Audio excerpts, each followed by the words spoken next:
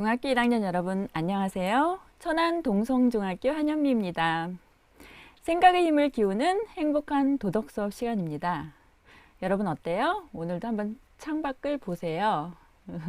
도덕 수업하기 참 좋은 날씨이지요. 이번 시간에는요, 비판적 사고와 도덕적 성찰에 대해서 할 거예요.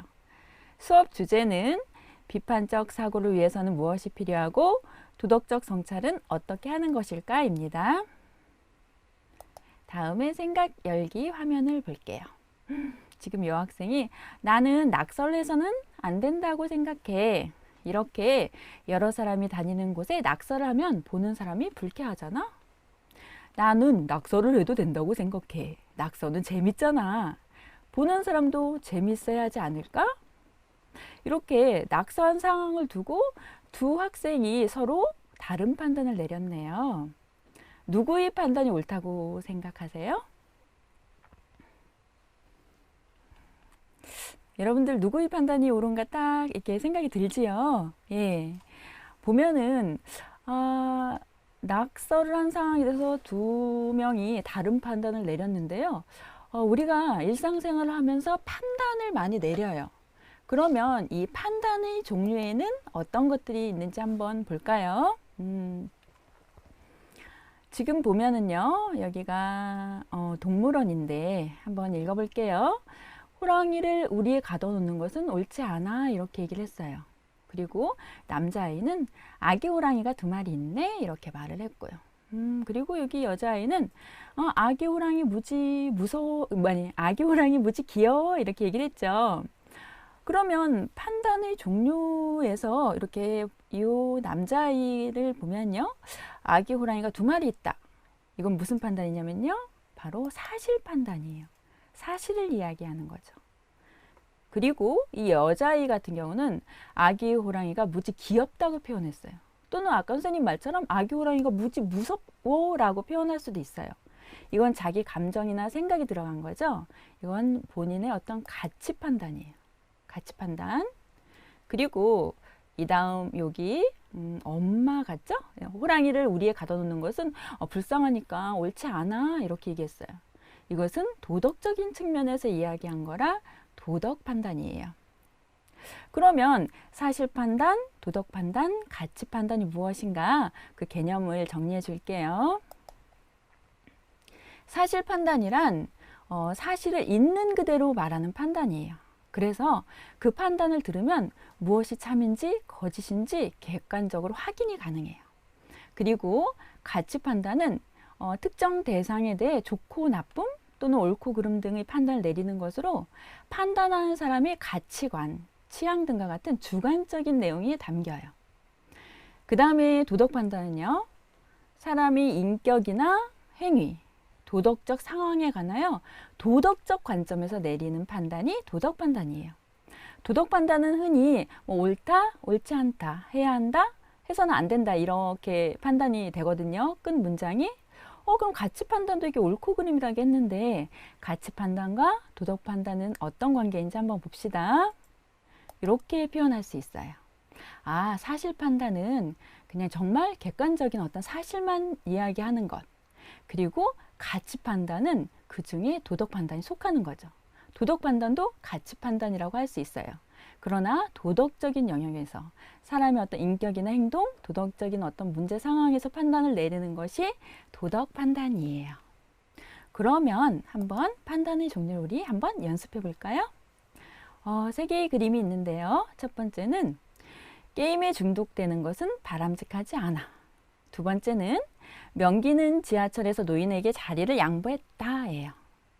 그 세 번째는 하얀 눈이 온 세상을 덮는 모습은 참 아름답다예요. 그러면 첫 번째 건 선생님 문제 내기 한번 적어 보세요. 게임에 중독되는 것은 바람직하지 않다. 무슨 판단일까요? 우리가 사실 판단, 가치 판단, 도덕 판단에 대해서 배웠는데 이 첫 번째 거 뭘까요? 선생님 좀 기다려 줄 테니까 한번 댓글 달아볼래요? 보은이가 지금 도덕 판단이라고 했고 가치 판단이라고 한 친구도 있고요. 사실 판단이라고 한 친구도 있고 세 개를 한꺼번에 써준 친구도 있네요. 첫 번째 거. 게임에 중독되는 것은 바람직하지 않아. 예, 이것은 예, 맞아요. 여러분들이 했던 것처럼 뭐 도덕 판단, 예, 맞아요. 도덕 판단이죠. 어떤 대냥이가 선생님이 판단이라 그랬는데 도덕 판단이에요. 예. 그 다음에 두 번째 거에 대한 답글 좀 한번 써주세요. 명기는 지하철에서 노인에게 자리를 양보했다. 지하철에서 노인에게 자리를 양보했다예요. 두 번째 건 뭘까요? 예선이 학생 사실판단, 구철이 사실판단, 민균 학생 사실판단. 좋아요. 사실판단. 그죠? 역시 여러분 잘했어요. 명기는 지하철에서 노인에게 자리를 양보했다니까 사실판단이에요. 그러면 명기는 지하철에서 노인에게 자리를 양보했어. 그 행동은 정말 착한 행동이야? 라고 하면 그것은 도덕 판단이 되겠죠. 그 다음 세 번째 거 볼게요. 세 번째는 하얀 눈이 온 세상을 덮은 모습은 참 아름답다. 무슨 판단일까요? 예, 희상이 사실 판단, 지향이 가치 판단? 뭘까요? 이게 가치, 그렇죠. 현성이 가치 판단, 기찬이 가치 판단이요. 이렇게 썼네요. 맞아요. 하얀 눈이 온 세상을 덮는 모습은 참 아름답다. 이 아이가 아름답다는 가치가 들어갔죠. 가치 판단이에요. 그 다음에 다음 화면 또 볼까요? 세 개의 그림이 또 있어요. 나는 예능 프로그램이 좋다. 두 번째는 부정행위를 해서는 안 돼. 세 번째는 모차르트의 음악은 언제 들어도 즐겁다예요. 한번 첫 번째 거부터 한번 해볼까요? 나는 예능 프로그램이 좋다. 이것은 무슨 판단일까요? 예. 붕소, 가치, 연주의, 가치. 잘했어요. 예. 예선이 가치 판단. 예. 사실이라고 친구도 쓴 친구도 있네요. 가치 판단. 연승이 가치 판단. 맞아요. 여러분들 잘했어요. 고마워요. 댓글. 예. 나는 예능 프로그램이 좋다. 가치 판단이죠. 그 다음에 부정행위를 해서는 안 된다. 이거 한번 답글 달아주실래요? 예. 부정행위를 해서는 안 된다. 도덕 판단, 가치 판단, 예능 판단이요? 부정행위를 해서는 안 된다. 뭘까요? 그렇죠. 도덕 판단, 도덕, 종현이 도덕, 희태, 쭉쭉 가네. 건이 도덕. 예, 좋아요. 정균이 도덕 판단이에요. 예, 지은이 도덕 판단. 아유, 잘했어요. 예, 도덕 판단이죠. 네, 마지막, 모차르트의 음악은 언제 들어도 좋다. 뭐라고요? 좀 기다릴게요. 이 판단은 뭘까요? 모차르트의 음악은 언제 들어도 즐거워. 예, 좋아. 이거죠? 예. 이것은 맞아요. 나연이 가치 판단, 희상이 가치 판단. 고마워요. 예, 그죠? 가치 판단이에요. 가치 판단. 잘했어요. 이렇게 우리가 판단의 종류, 가치 판단, 사실 판단, 도덕 판단에 대해서 살펴보았는데요. 우리가 이번 시간에 주로 다룰 것은 도덕 판단이에요. 그러면 도덕 판단은 그 종류는 어떻게 되는지 한번 볼까요? 일단은요, 도덕 판단은요, 개별적인 도덕 판단과 일반적인 도덕 판단으로 나뉘어요. 그럼 개별적인 도덕 판단이란 무엇이냐면요. 개인의 행위나 특정한 상황에 대한 도덕 판단이에요. 예를 들어서요. 수진이가 지하철에서 자리를 양보한 것은 옳다. 이것은 수진이의 어떤 개인적인 행위에 대한 판단이죠. 그렇기 때문에 개별적인 도덕 판단이에요. 또 하나만 예를 들어볼까요? 철수가 새치기한 행동은 나쁘다. 철수가 새치기를 했네요. 철수의 특정한 개인적인 행동이기 때문에 개별적인 도덕 판단이에요. 그러면 일반적인 도덕 판단은 무엇인가 한번 살펴볼까요? 일반적인 도덕 판단은 모든 사람이나 행위 전체에 대한 보편적인 도덕 판단이에요. 모든 사람들이 그렇게 판단하는 거죠. 일반적으로. 이런 거죠. 지하철에서 자리를 양보하는 것은 옳다. 일반적인 거예요. 수진이가 지하철에서 자리를 양보한 것은 옳다. 이것은 개별적인 도덕 판단이지만 그냥 지하철에서 자리를 양보하는 것은 옳다라고 했을 때는 일반적인 도덕 판단이 되는 거죠. 그리고 또 예를 들어 볼까요? 여기 보면은요. 새치기 하는 행동은 나쁘다. 이것은 일반적인 도덕 판단이에요. 철수가 새치기 하는 행동은 나쁘다라고 했을 때 철수의 행동이기 때문에 그것은 개별적인 도덕 판단이지만 그냥 새치기 하는 행동은 나쁘다라고 했을 때는 일반적인 도덕 판단이 돼요. 그리고 일반적인 도덕 판단을 다른 말로 무엇이라고 하냐면은요. 그것이 바로 도덕 원리예요. 원칙이죠. 누구나 다 그렇게 인정하는 도덕 원리인 거죠. 예, 그 다음에는요. 추론에 대해서 배울 건데요. 추론을 배운 다음에 도덕 추론에 대해서 배울 거예요. 이 추론이라는 것은 무엇이냐면요. 어떠한 판단을 근거로 삼아 다른 판단을 이끌어내는 거죠. 이 추론은 3단 논법에 의해서 행해져요. 3단계로 하는데요. 첫 번째, 대전제, 모든 사람은 죽는다. 그리고 소전제, 좀 작은 단위죠. 소크라테스는 사람이다. 그럼 여러분들이 한번 결론을 내려볼래요? 선생님이 조금 기다려 줄 테니까 이 결론 좀 한번 써줄래요? 예. 조금 선생님이 천천히 기다릴게요. 대전제, 모든 사람은 죽는다. 그 다음에 소크라테스는 사람이다 할 때 여러분들은 어떤 결론을 내릴 수 있을까요? 이 두 개를 바탕으로 예, 그렇죠. 소크라테스는 죽는다 나왔고 결론, 건의, 소크라테스는 죽는다 나왔고요. 예, 민수, 환희, 소크라테스는 죽는다. 아, 잘했어요. 역시 여러분들 잘했어요. 소크라테스는 죽는다이죠. 그러면 이 추론에는 일정한 형식이 있거든요. 여기 한번 이렇게 대입해 볼 테니까 보세요. 일단은 우리가 모든 사람을 A로 놓을 거예요. 모든 사람 A예요. 죽는다는 A가 아니고 그 다음에 B로 놓고요. 그 다음에 소크라테스는 A도 B도 아니야? 그러면 뭘로 놓으면 좋겠어요? A, B 다음에 C. 그렇죠. 소크라테스는 C. 사람이란 아까 무엇으로 놨어요? 그렇죠. A로 놨죠. A. 이렇게 A는 B이고 C는 A일 때 당연히 결론은 어떻게 되냐면요.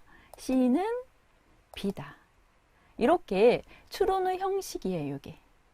한번 이거 머릿속에 두고요. 도덕적 추론에 대해서 알아봅시다.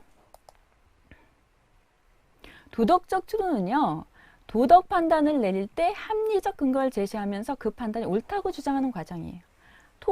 추론 중에서 도덕적인 판단과 관련되어 있는 것. 즉 도덕 원리와 사실 판단을 바탕으로 도덕 판단을 내리는 과정이 도덕적 추론이에요.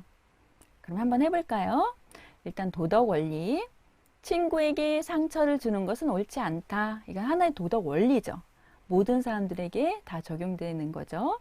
그리고 그렇게 생각하는 것. 사실 판단. 철순이가 친구에게 욕을 한 것은 친구에게 상처를 준 것이다. 여러분, 좀 문장이 길 수 있지만 도덕 판단을 한번 내려볼래요? 요 두 가지 도덕 원리와 사실 판단을 바탕으로 도덕 판단을 내려서 한번 글을 써주세요. 댓글을요. 뭘까요? 도덕 원리는 친구에게 상처를 주는 것은 옳지 않다. 사실 판단은 철순이가 친구에게 욕을 한 것은 친구에게 상처를 준 것이다. 예요.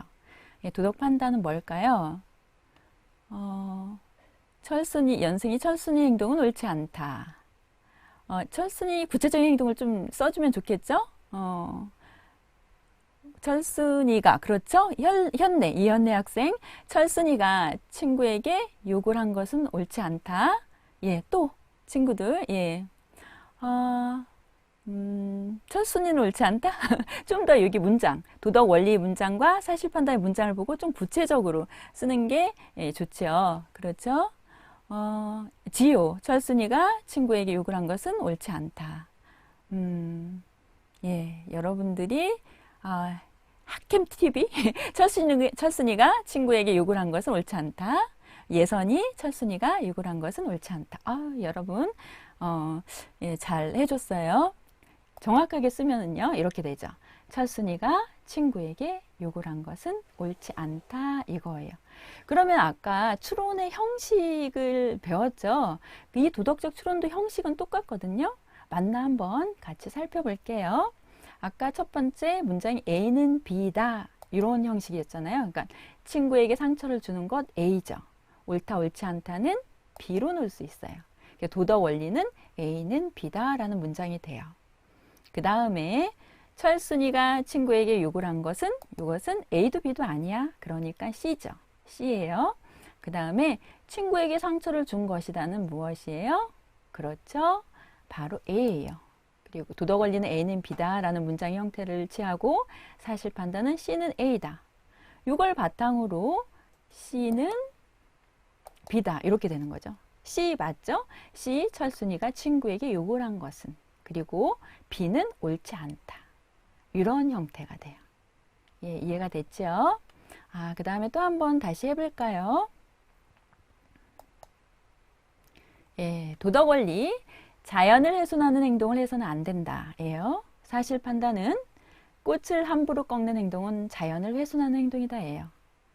예, 요즘에 꽃이 많이 피죠. 매화가 지고 또 벚꽃이 피고 진달래, 개나리가 피고 있는데요.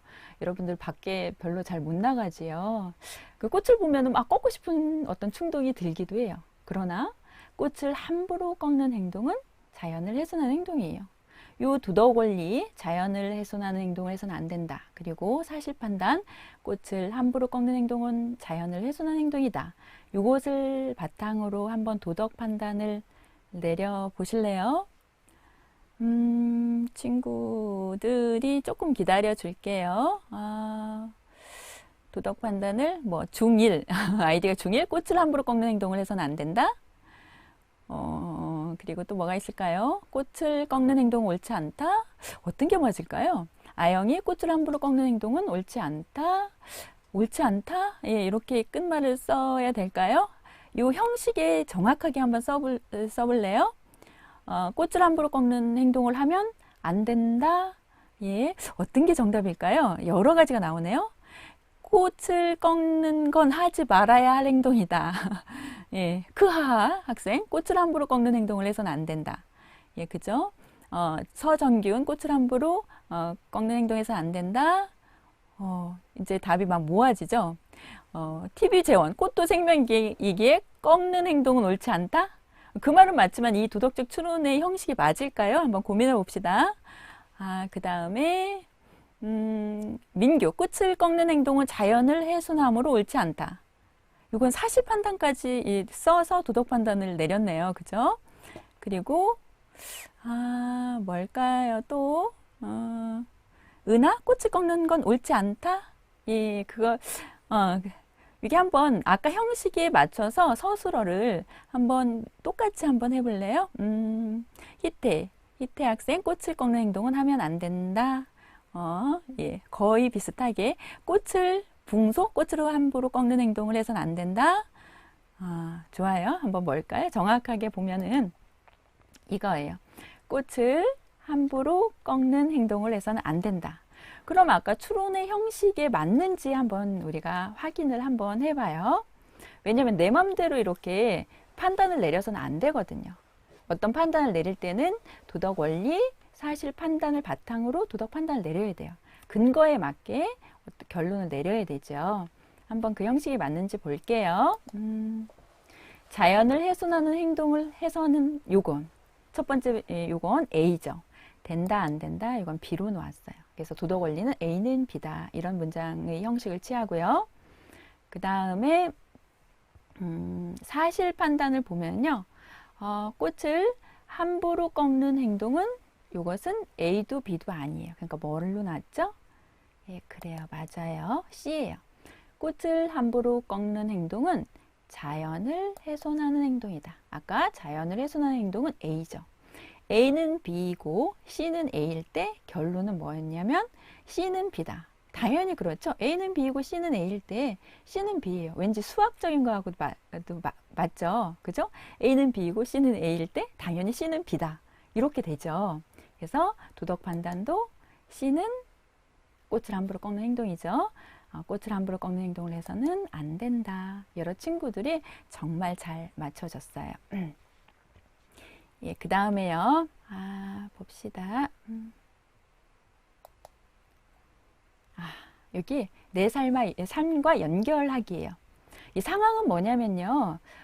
모둠 활동을 위한 자료를 준비하는 거예요. 자료를 준비하는데 한번 볼게요. 소진이 학생하고 가연이 학생이 있어요. 소진이가 이렇게 얘기했어요. 모둠 활동을 위한 자료를 준비해야 되는데 야 어차피 친구들이 자료를 준비해 올 거야. 우리 영화나 보러 가자 이랬어요.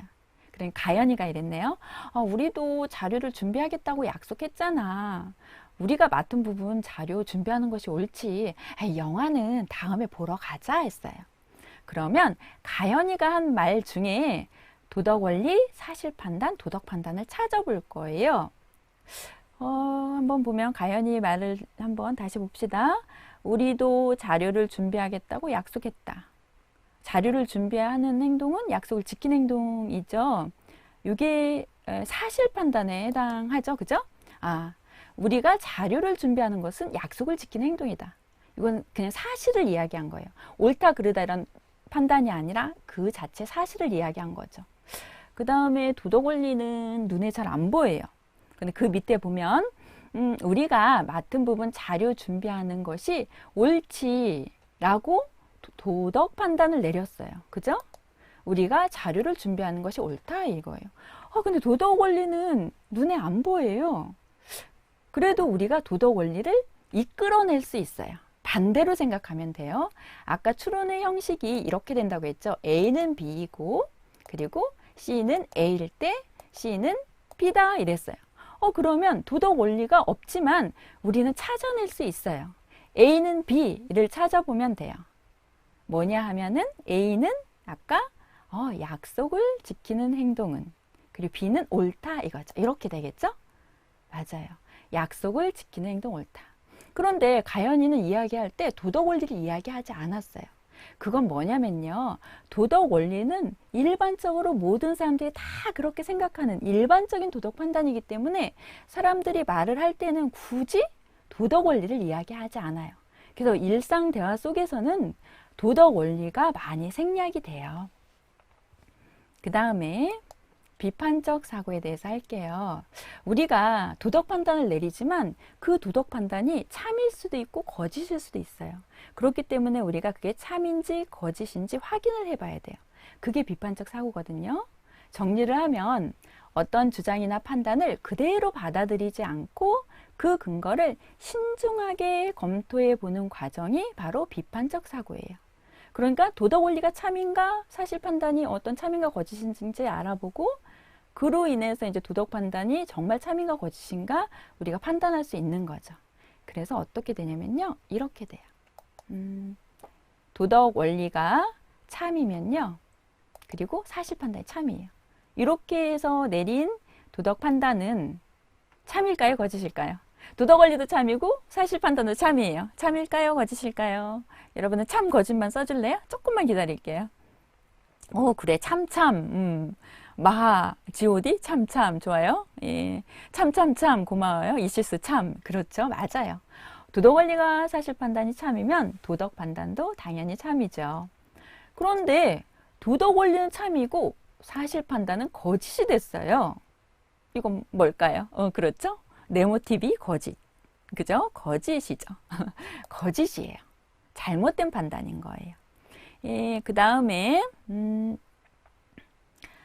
도덕 원리가 거짓이고요. 사실 판단이 참이에요. 이럴 때는 어떻게 될까요? 그렇죠. 구철이 거짓, 김주연 학생 거짓. 그렇죠. 연승 학생 거짓. 잘했어요.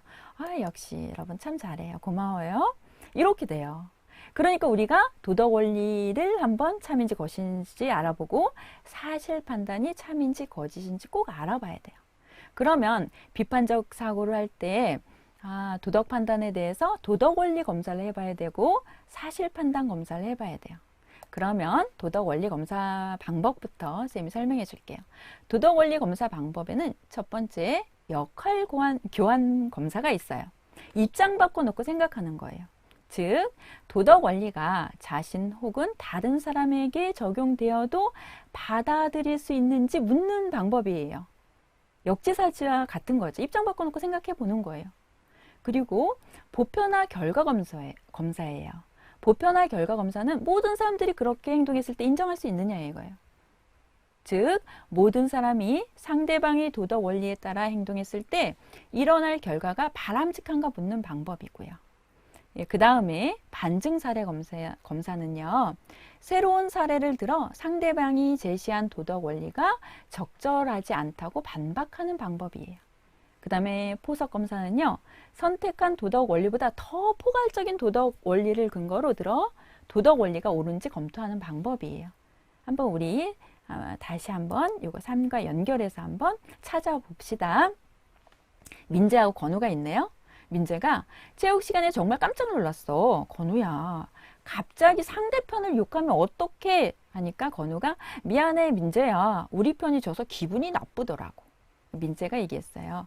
우리가 경기에서 이겼을 때 상대편이 우리를 욕하면 좋겠니? 또 경기에서 진 모든 사람이 이긴 사람을 욕하면 어떻게 되겠어? 라고 민재가 이야기를 했는데요. 민재가 이야기한 거 한번 보세요. 요거, 우리가 경기에서 이겼을 때 상대편이 우리를 욕하면 좋겠니? 라고 얘기했을 때 민재는 어떤 도덕 원리 검사 방법을 선택한 걸까요? 선생님이 잠깐 기다릴게요. 어떤 도덕 원리 검사 방법일까요? 우리가 경기에서 이겼을 때 상대편이 우리를 욕하면 좋겠니? 역지사지라고 썼는데 우리가 배운 도덕 원리 검사 방법 중에서 정확한 용어는 뭐죠? 뭘까요? 예를 들면 그렇죠. 정균이 학생 답을 딱 줬네요. 역할 교환 검사예요. 잘했어요. 역할 교환 검사. 역할 교환. 입장을 바꿔놓고 생각하는 거죠. 역할 교환 검사예요. 그 다음에 두 번째 민재가 한 거 봅시다. 또 경기에서 친 모든 사람이 이긴 사람을 욕하면 어떻게 되겠어요? 했어요. 모든 사람들이 그렇게 욕했을 때 어떻게 되겠어? 너 그거 받아들일 수 있어? 라고 이야기하는 거죠. 뭘까요? 선생님 조금만 기다려 볼게요. 이건 뭘까요? 두 번째 거는 저번에 모든 사람들이 보편적으로 그렇게 행동했을 때 나타나는 결과를 인정할 수 있니? 라고 묻는 거죠. 무슨 검사 방법일까요? 잘 단어가 그죠? 정균이 학생 또 잘했어요. 보편화 결과 검사예요. 고마워요. 잘했어요. 그 다음에 또 볼까요? 아들하고 아빠가 있네요. 아들, 누구나 자유로울 권리가 있기 때문에 안전띠 매는 것은 내 마음이에요. 그러니까 아빠가 자신이 원한다고 해서 음주운전을 해도 되는 것은 아니잖니 얘기했어요. 이것은 무슨 방법일까요? 좀 새로운 사례를 제시했잖아요. 반대되는 어떤 증거, 사례, 아빠가 뭐라고 하면 될까요? 무슨 검사 방법일까요? 붕소 반증사례 검사. 아이고 잘했어요. 반증사례 검사. 그 다음에 친구 1. 아무도 없는데 우리 무단횡단 하자. 친구 2. 무단횡단하는 것은 법을 어기는 행위잖아. 이건 무슨 검사일까요? 무슨 검사 방법일까요? 무단횡단 하자 라는 것보다 좀 더 일반적인 도덕 원리, 법을 어기는 것, 좀 더 큰 거죠. 큰 범위로 감싸 안는 방법. 뭘까요? 무슨 검사 방법일까요? 좋아요. 윙밍 발음하기 힘들어요. 보석검사. 최연승 학생 보석검사. 좋아요. 고마워요. 보석검사예요. 잘했어요. 교실에서 한번 찾아봅시다. 가나 다가 있어요. 가. 학생도 염색을 할 자유가 있어. 자유가 있다고 모든 걸 맘대로 해도 된다는 말이니? 맞아. 부적절한 복장을 착용해도 되는 건 아니잖아. 이건 뭘까요? 이것은 가번은 뭘까요? 가번은 바로 뭐냐면요. 짜자잔, 반증사례 검사예요. 다른 사례를 제시한 거잖아요. 그럼 나번 볼까요? 친한데 욕 좀 하면 어때? 그러니까 다른 친구가 다른 친구가 너한테 욕해도 괜찮겠니? 얘기했어요. 무슨 검사일까요? 선생님이 조금 기다려 볼까요? 나번은 뭘까요? 나번에 대한 답을 주세요. 조금 기다릴게요. 친한데 욕 좀 하면 어때? 그러니까 다른 친구가 너한테 욕해도 괜찮겠니? 아까 역지사지와 비슷한 말이었는데 무슨 검사였어요? 그렇죠. 정균이 학생, 승민이 학생 역할교환 검사. 아이고 잘했어요. 이시스, 시원이, 승찬, 역할교환 검사. 정말 잘했어요. 고마워요. 이 친구가 늦었나 봐요. 선생님 늦잠을 자서 지각했어요. 한 번만 봐주세요. 지각 체크 안 했으면 좋겠어요. 이랬어요. 그러니까 선생님이 모두가 그렇게 봐달라고 하면 선생님 어떻게 되겠니? 이렇게. 그죠? 이건 뭘까요? 모두가 다 그렇게 생각해요. 모두가 다 그렇게 행동했을 때 나타나는 결과를 인정할 수 있니? 라고 반문하는 거죠. 뭘까요? 조금만 기다려 볼게요. 보편화 검사했는데 결과자다. 동현이가 보편화 결과 검사, 혜동이가 보편화 결과 검사. 아이고, 정균이 보편화 결과 검사 잘했어요. 맞아요. 고마워요. 이렇게 도덕 원리 검사 방법을 했고요. 그 다음에 사실 판단도 검사해 봐야 되죠. 사실 판단은 그냥 간단히 사실 여부만 확인하면 돼요. 예를 들어서요, 이거예요. 봉사상 후보자가 있어요. 장애인 돕기에 성실히 참여한 학생이래요. 그래서 봉사상 후보에 올랐어요.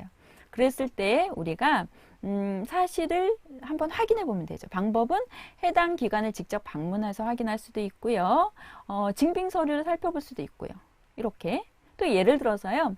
폭력적인 게임은 폭력 행동을 유발한다라는 사실 판단이 있는데 이것이 진짜 사실인지 확인해 봐야 돼요. 확인하는 방법은 전문가의 의견이나 또는 객관적인 증거 이런 것들을 한번 찾아보면 돼요. 예, 우리가 이렇게 이제 비판적으로 생각하는 것을 배웠는데요. 어떤 도덕 판단을 내렸을 때 도덕 판단이 과연 옳은가 이런 거 생각해 보면 굉장히 중요해요. 일상생활에서도요. 다른 사람이 주장하는 것을 그대로 받아들이는 것이 아니라 과연 옳은가 정의로운가 이것을 생각해 봐야 되죠. 선생님이 이걸 갖고 왔어요. 선생님이 읽어줄게요. 아이만 이야기예요. 여러분들도 같이 한번 읽어보세요. 아이만은 제2차 세계대전 당시 나치 독일의 장교였다. 그는 유대인의 체포와 강제 이주를 계획하고 지휘했고 수많은 유대인을 학살한 인물이다. 당시 목숨을 잃은 유대인들의 숫자는 무려 600만 명을 넘었다고 한다. 전쟁이 끝난 후 그는 미국의 포로 수용소를 탈출하여 아르헨티나에서 숨어 살고 있었다. 1960년 아이히만은 끈질기게 그를 쫓던 이스라엘 정보기관에 의해 체포되었다.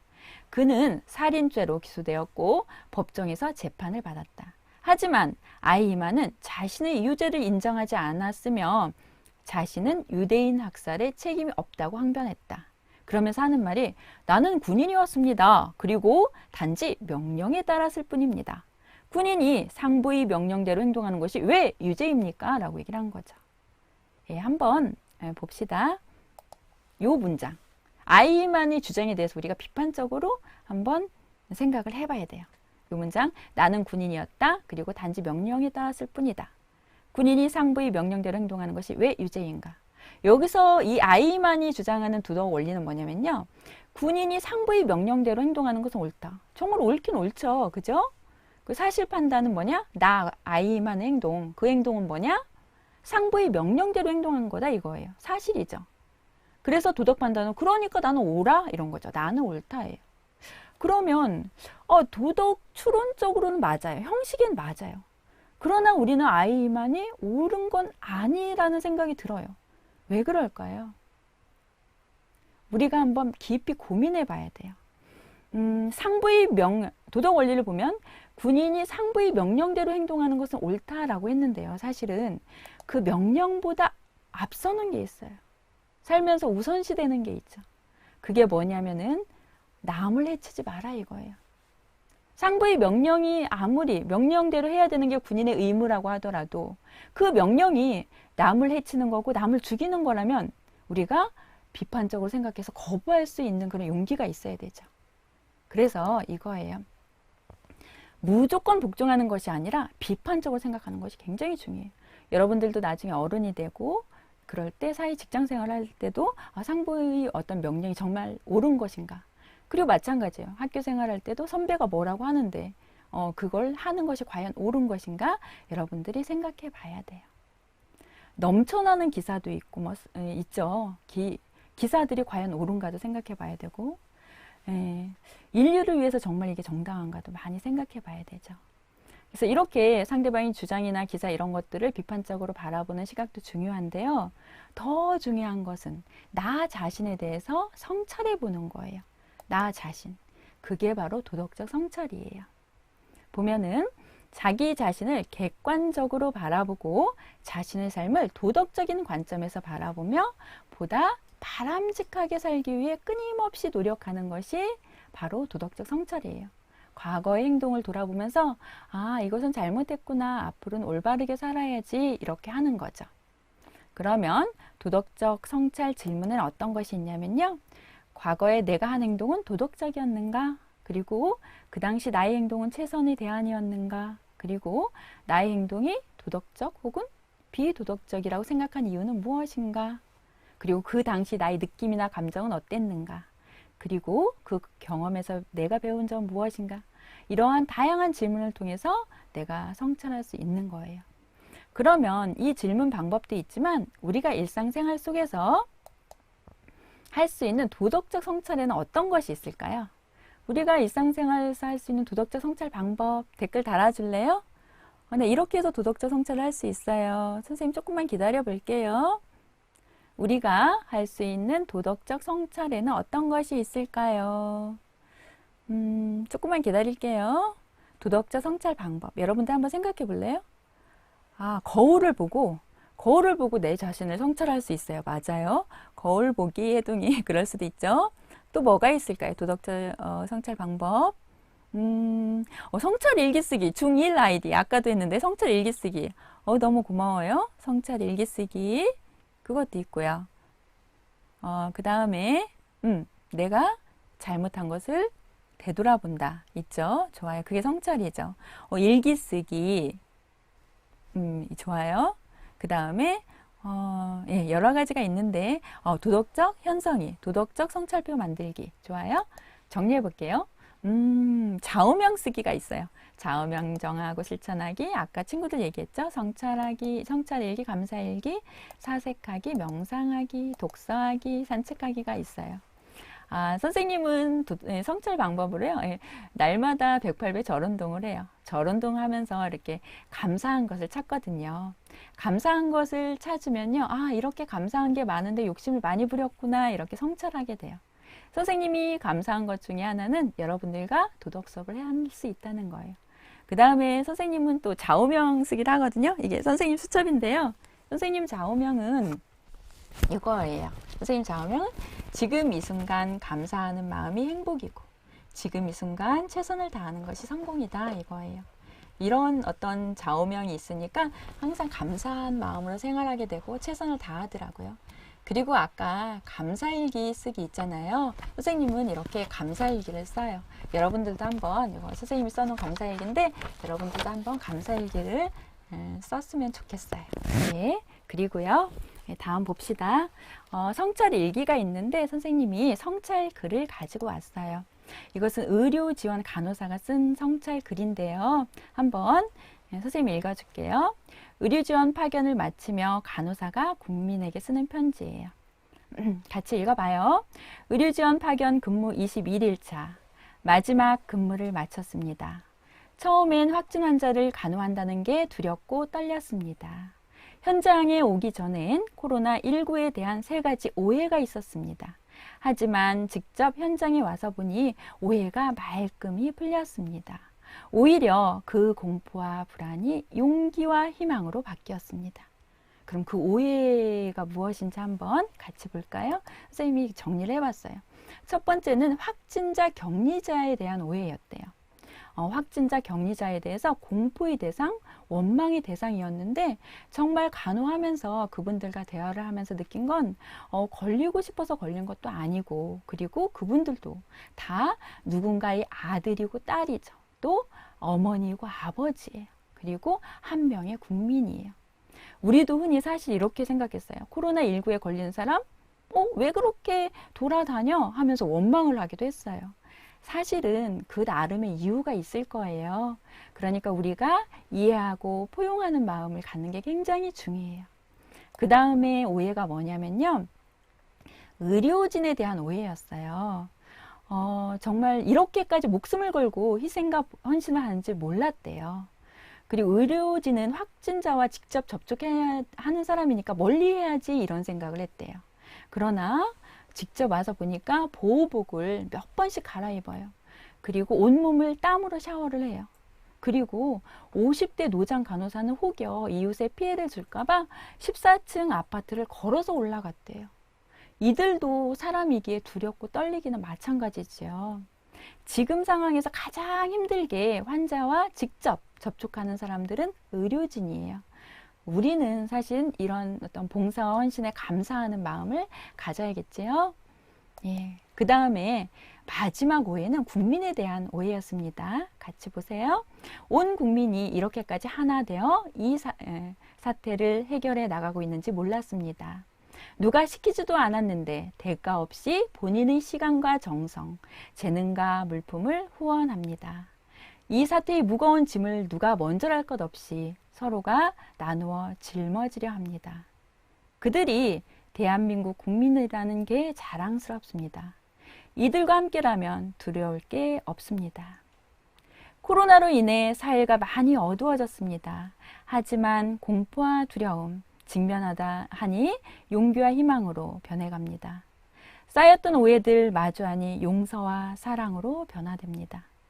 생명을 걸어가면서까지 자신을 내려두고 자식과 떨어지면서까지 스스로 격리하는 국민과 의료진들의 헌신과 노력이 있기에 사태가 조금씩 나아가고 있습니다.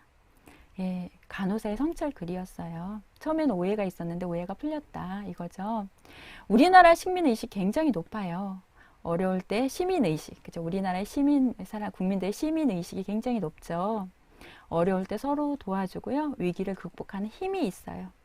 여러분들도 건강 수칙 잘 지키고 있지요.